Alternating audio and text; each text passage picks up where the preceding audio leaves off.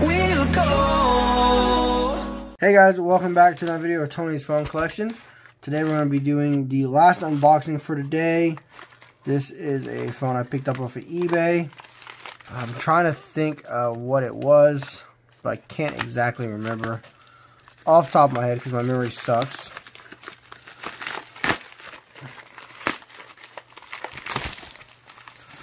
Let's take a look.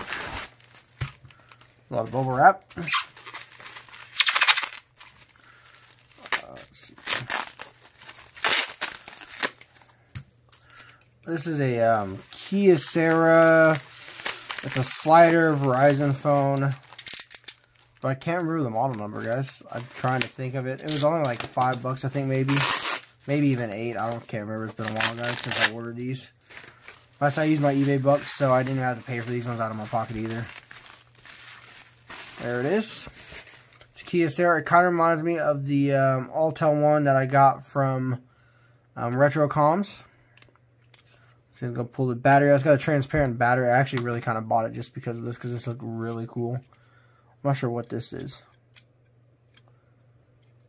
I'm not too sure. It's pretty weird. But look at that. It's a transparent battery housing, which just looks so cool. But it's a Kyocera SE47.